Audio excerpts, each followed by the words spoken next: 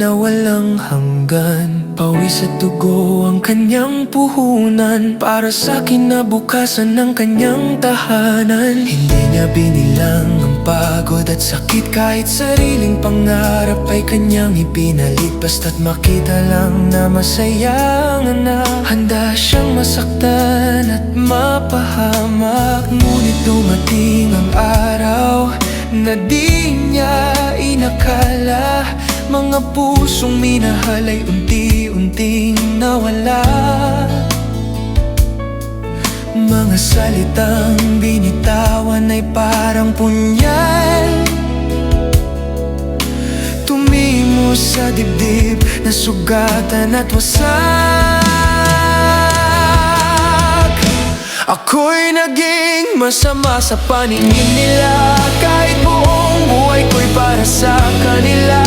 Sa bawat sakripisyo at bawat luha, ako pang naging kontrabida. Nawalan ng saysay ang lahat ng laban, ng respeto'y napalitan ng paghusga. Paano pa ako babangon muli kung sariling pamilyang lumimot sa ngiti? May mga kwentong hindi nila nalaman, mga gabing ako'y umiyak ng palihim lamang.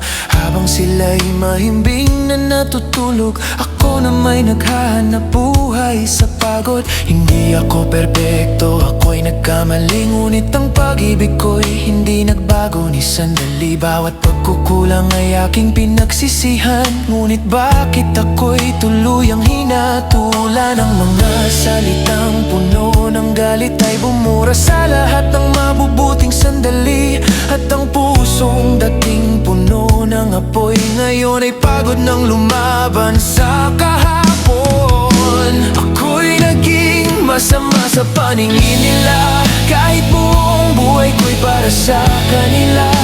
Sa bawat sakripisyo at bawat luha, ako pang naging kontrabida. Nawalan ng saysay ang lahat ng laban, ng respeto'y napalitan ng paghusga. Paano pa ako babangon muli kung sariling pamilya ang lumimot sa ngiti? Ngunit sa gitna ng dilim na bumabalot, may Diyos pa rin nakakaalam ng puso. Siya ang saksi sa bawat paghihirap, sa bawat sugat na hindi nakikita ng lahat. Darating din ang araw ng pag-unawa, kapag nakita nila ang buong istorya. At kung hindi man dumating ang panahon, patawad pa rin ang aking baon.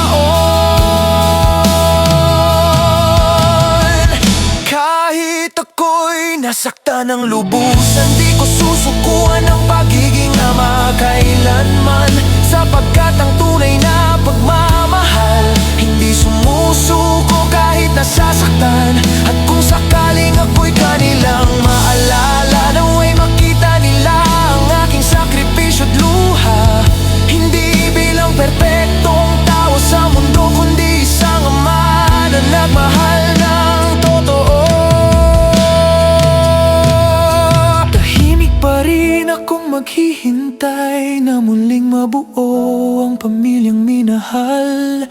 Sapagkat ang puso ng isang ama, kahit wasak na, patuloy pa rin nagmamahal.